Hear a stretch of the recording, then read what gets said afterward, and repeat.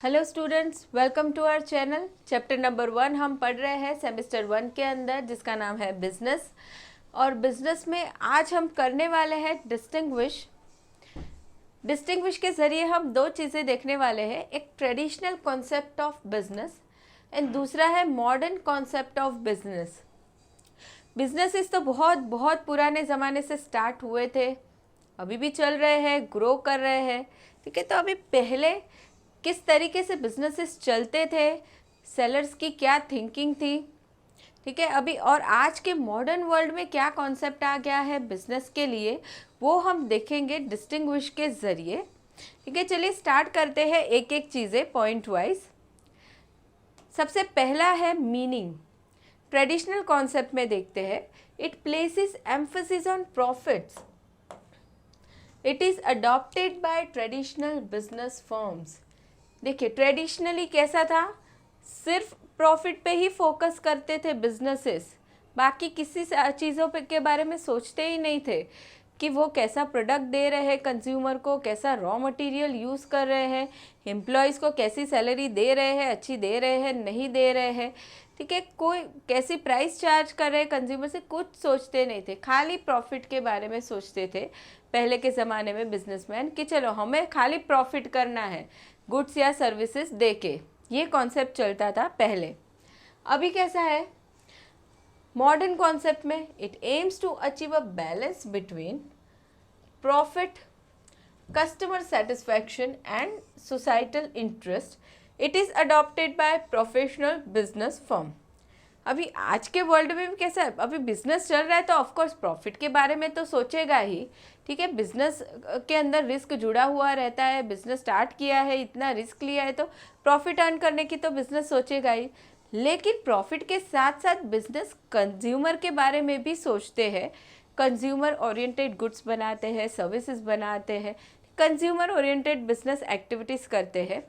साथ ही में वो सोसाइटल इंटरेस्ट, सोसाइटी के बारे में भी सोचते हैं, गवर्नमेंट को प्रॉपर टैक्सेस पे करते हैं, सोसाइटी के वेलफेयर के लिए काम करते हैं, ठीक है, डोनेशंस प्रोवाइड करते हैं, काफ़ी सारी एक्टिविटीज़ करते हैं जो सोसाइटी को बेनिफिट करें। मतलब ये तीनों चीज़ों को यहाँ पे बैलेंस किया जाता है। ऐसा नहीं है कि सिर्फ बिजनेसेस प्रॉफिट कर रहे हैं, किसी का नहीं सोच रहे हैं, या तो फिर ऐसा भी नहीं है कि चलो कस्टमर के बारे में ही सोचा है खाली और हम लॉस में जा रहे हैं, ऐसा भी नहीं है। या फिर ऐसा भी नहीं है कि चलो सोसाइटी के बारे में ही हम सोच रहे हैं, कंज्यूमर का नहीं सोचा, खुद के प्रॉफिट का नहीं सोचा, नहीं, तीनों चीज़ें बैलेंस करके चलना है मॉडर्न वर्ल्ड के अंदर, मॉडर्न बिजनेसेस के अंदर। ये हो गया फर्स्ट पॉइंट। नेक्स्ट देखते हैं मार्केटिंग रिसर्च। अब market research, traditionally marketing research तो कुछ ऐसा कुछ कॉन्सेप्ट होता ही नहीं था। ठीक है, खाली जिस तरीके का प्रोडक्ट बना सकते थे, सर्विस बना सकते थे, कंज्यूमर को चाहिए दे दो। ठीक है, रिसर्च का मतलब क्या, कंज्यूमर को जाके पूछना, रिव्यू लेना, ओपिनियन लेना एंड उसके अकॉर्डिंगली प्रोडक्ट डेवलप करना, ऐसी कोई चीज़ पहले नहीं थी जो मॉडर्न कंसेप्ट में है। Now, traditional business firms do not place emphasis on marketing research or customer feedback. ठीक है, अभी तो आजकल तो कैसा है, कंज्यूमर के ओपिनियन लिए ही जाते हैं। ठीक है, हमने मान लो बैंकिंग सर्विस हम ले रहे हैं, उसके लिए हमने कॉल सेंटर में फ़ोन किया है, तो उसके बाद हमसे ओपिनियन पूछा जाता है कि चलो उस एम्प्लॉय ने हमसे बराबर से बात किया नहीं, और हमें फीडबैक देना पड़ता है कि उसने हमें कैसी सर्विस प्रोवाइड की। तो इसका मतलब क्या हुआ, कंज्यूमर से तुरंत ही रिव्यू लिया गया, फीडबैक लिया गया कि उसे बराबर से सर्विस मिली या नहीं मिली। ठीक है, एंड उसके अकॉर्डिंगली फिर सर्विस में चेंजेस किए जाते हैं, तो इसे हम कहते हैं marketing research. Now, modern or professional business firms gives importance to marketing research to get feedback from customers and dealers. ऐसा अब मॉडर्न कॉन्सेप्ट में हम क्या सोचते हैं कि ऐसा नहीं कि चलो खाली गुड्स बेच दिया कस्टमर को तो बात ख़त्म हो गई। हम कस्टमर का फीडबैक रिव्यू लेते हैं कि उसे गुड्स पसंद आया है नहीं, सर्विसेज पसंद आई या नहीं, कुछ चेंजेस उसमें चाहिए या नहीं। कि ये बात हो गई मार्केटिंग रिसर्च की। नेक्स्ट आगे देखते हैं नेचर ऑफ डिसीजन मेकिंग। चलिए, अब decision making, the traditional managers make reactive decisions in respect in response to competitors' decision. The professional managers make proactive decisions to gain competitive advantage. Traditionally कैसा था, पहले reactive decision लिए जाते थे. Reactive मतलब कुछ इवेंट हुआ, उसके अगेंस्ट में हमने डिसीजन लिया, वो इवेंट होने के बाद लिया डिसीजन उसके रिएक्शन में. जैसे हमारे कॉम्पिटिटर ने कोई नया ऑफ़र ला दिया, तो अभी उसने ऑफ़र लाया, उसका सेल्स बढ़ रहा है, तो तब जाके हम कुछ डिसीजन ले रहे हैं कि चलो हम भी कुछ उससे भी अच्छी ऑफ़र लाते हैं ताकि हमारे प्रोडक्ट का भी सेल्स बढ़े. इसका मतलब क्या हुआ कि हमने रिएक्टिव डिसीजन लिया. कुछ इवेंट हो गया ऑलरेडी, तो उसके रिस्पॉन्स में हमने कुछ डिसीजन लिया, कि रिएक्टिव डिसीजन. अभी प्रोफेशनल मैनेजर, आजकल मैनेजर्स कैसे होते हैं, प्रोफेशनली बिजनेस करते हैं, एजुकेटेड भी होते हैं, ठीक है, मैनेजमेंट के फील्ड में उन्होंने एजुकेशन भी लिया रहता है, तो प्रोफेशनल्स रहते हैं वो लोग क्या करते हैं, प्रोएक्टिव डिसीजन लेते हैं. प्रोएक्टिव मतलब वो वेट नहीं करते कि चलो कॉम्पिटिटर कुछ प्राइस चेंज करे, ऑफ़र लाए, फिर हम डिसीजन लेंगे, या फिर मार्केट में फैशन चेंज हो फिर हम डिसीजन लेंगे, ठीक है, कस्टमर की चॉइस बदल जाए फिर हम डिसीजन लेंगे. ऐसा नहीं. ये लोग क्या करते हैं, रिसर्च करते रहते हैं, मार्केटिंग रिसर्च करते रहते हैं, एंड प्रोएक्टिव पहले से ही डिसीजन लेते रहते ताकि बिजनेस को लॉस बेयर ना करना पड़े. ठीक है, तो अभी आजकल कैसा होता है, प्रोएक्टिव डिसीजन. पहले कैसे होते थे, रिएक्टिव डिसीजंस होते थे. Now next, fourth is opportunity sensing. Opportunity की बात करेंगे. Traditional managers follow ad hoc research for new opportunity. Professional managers adopt ongoing search for new opportunity. ये लोग क्या करते थे, ट्रेडिशनल मैनेजर्स एडहॉक सर्च, ठीक है, कहीं पता चला उन लोगों को कि चलो यहाँ पे अपॉर्चुनिटी है, सामने से कुछ ऑफ़र आई, तो ठीक है कि उस अपॉर्चुनिटी का यूज़ कर लिया. अभी आजकल कैसा है, ongoing search. Professional managers continuously market में सर्च करते ही रहते हैं कि उनके प्रोडक्ट के लिए क्या क्या रिक्वायरमेंट है. ठीक है, उनको ऐसे लगता है कि चलो हम जिस एरिया में सेल कर रहे हैं प्रोडक्ट, मान लो कोई नए एरिया में हम सेल करेंगे तो वहाँ पे अच्छी सेलिंग हो सकती है.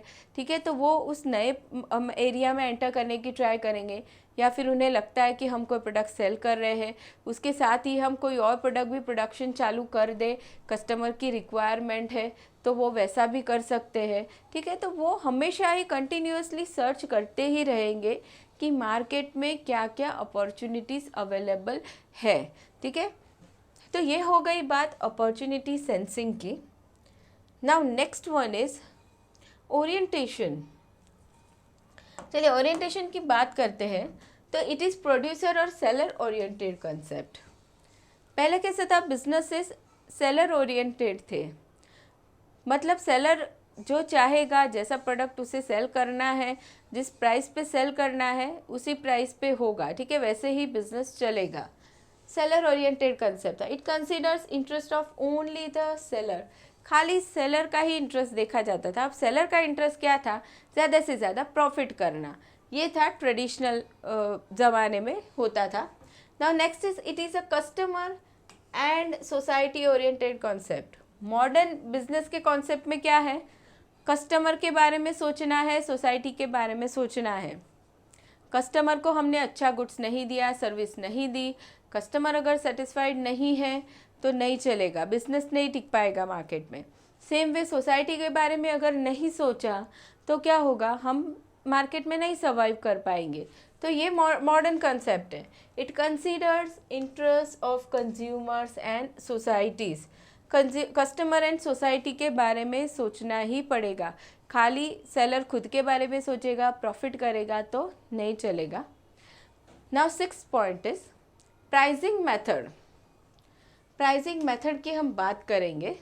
तो पहले प्राइसिंग कैसा होता था, traditionally under this concept firms follow cost oriented methods of pricing such as cost plus method, markup pricing etcetera. ये सारी मेथड्स को फॉलो किया जाता था.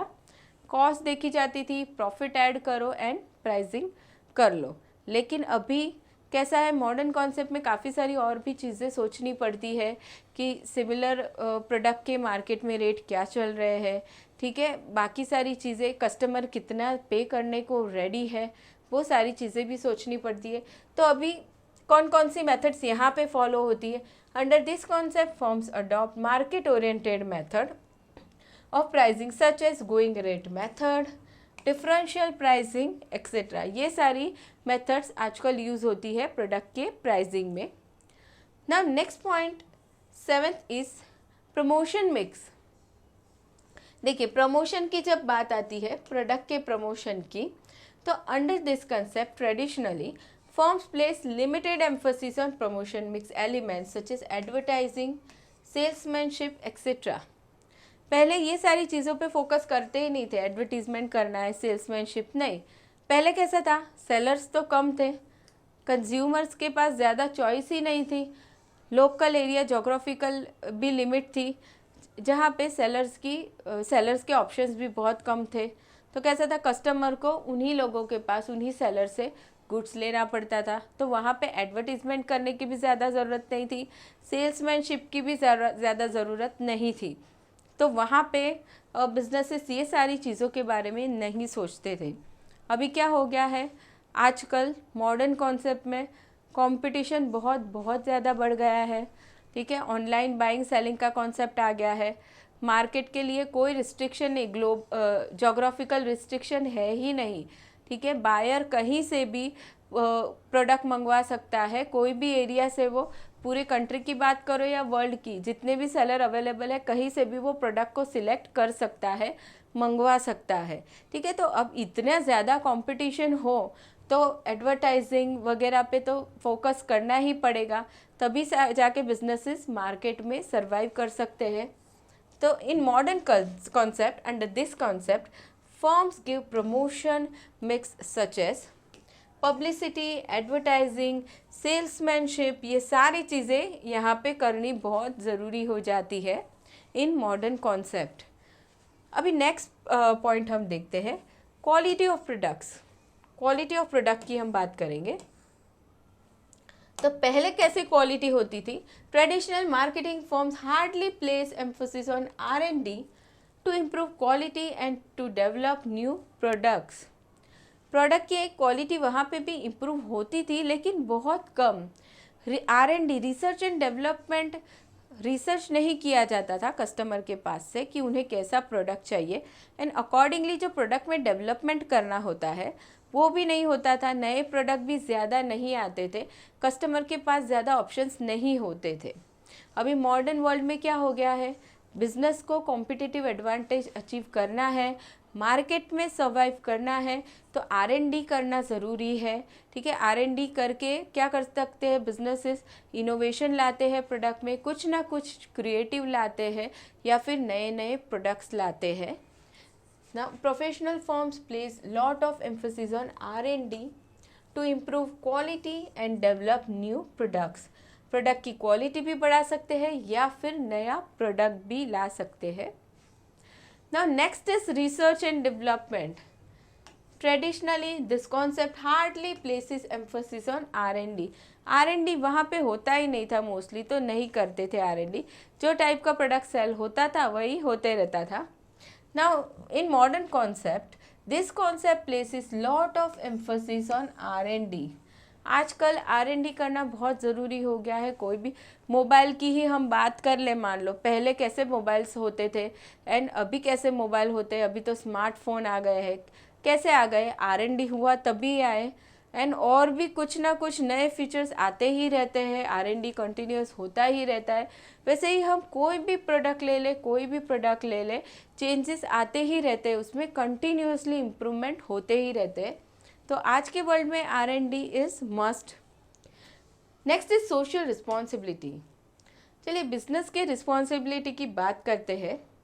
This concept does not give importance to social responsibility of business. पहले traditional concept में social responsibility के बारे में कोई सोचता ही नहीं था। सोशल रिस्पॉन्सिबिलिटी क्या होती है, बिजनेस की अलग अलग स्टेक होल्डर्स के लिए जिम्मेदारी होती है कुछ, ठीक है। स्टेक होल्डर्स मतलब कस्टमर्स हैं, ओनर्स हैं, गवर्नमेंट है, एम्प्लॉय है, सोसाइटी है, इन सारे लोगों के लिए बिजनेस की बहुत सारी रिस्पॉन्सिबिलिटीज़ बनती है। तो पहले ट्रेडिशनली इस रिस्पॉन्सिबिलिटी के बारे में कोई सोचता नहीं था, लेकिन आजकल मॉडर्न कॉन्सेप्ट में अगर कोई भी बिज़नेस सोशल रिस्पॉन्सिबिलिटी फुलफ़िल नहीं करता है तो वो उस बिज़नेस की मार्केट में इमेज, कॉरपोरेट इमेज डाउन हो जाती है। Now this concept gives importance to social responsibility towards various stakeholders. Modern concept में सोशल रिस्पॉन्सिबिलिटी फुलफ़िल करना बहुत ज़रूरी हो गया है। नाउ नेक्स्ट हम देखेंगे time frame. The marketing managers consider short time frame. Day-to-day decisions have relevance in given financial year. पहले कैसा था, मैनेजर्स बहुत ज़्यादा फ्यूचर का नहीं सोचते थे, डे टू डे लाइफ का। आज कुछ अपॉर्चुनिटी दिख रही है, सेल करना है, कर दो, ठीक है, कहीं से कम कॉस्ट पे रॉ मटेरियल मिल रहा है, ले लो वहाँ से फटाक से। ज़्यादा फ्यूचर के बारे में वो लोग सोचते नहीं थे, ठीक है, शॉर्ट टाइम फ्रेम था वहाँ पे। लेकिन अभी मॉडर्न कॉन्सेप्ट में लॉन्ग टर्म के बारे में सोचा जाता है। बिजनेसेस क्या करते हैं, विजन मिशन डिसाइड करते हैं, उसे अचीव करने के लिए स्ट्रेटजीज़ बनाते हैं। तो काफ़ी सारा प्लानिंग होता है, स्ट्रेटजीज़ बनती है, लॉन्ग टर्म के बारे में सोचा जाता है। Now the strategic marketing managers consider long-term time frame. The decisions are taken considering long-term objectives. ठीक है, खाली एक दिन के बारे में या एक महीने के बारे में नहीं सोचना है, लॉन्ग टर्म के बारे में सोच के बिजनेसेस काम करते हैं कि उन्हें लॉन्ग टर्म में क्या क्या ऑब्जेक्टिव्स, गोल्स अचीव करने हैं। Now next is area coverage. Traditional business forms cater mostly to local market. Local market में ही चलते थे, जिस एरिया में बिजनेस सेटअप हुआ है उसके आजू बाजू लोकल एरिया में ही सेलिंग होगा। मॉडर्न या professional business forms operate over a large market even at a global level.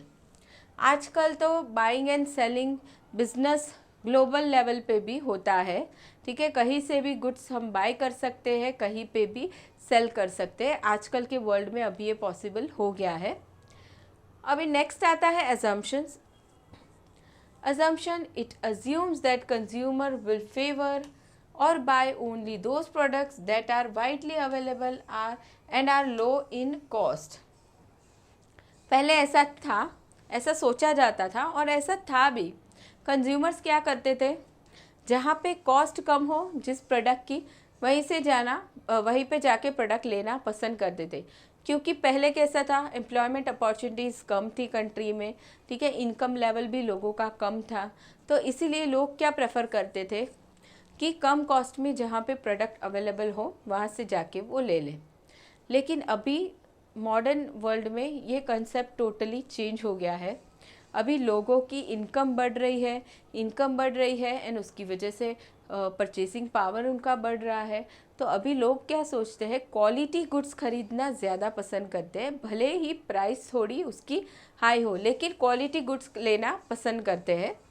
तो now in modern concept it assumes that business will survive and prosper only when a firm enhances customers and societies well being.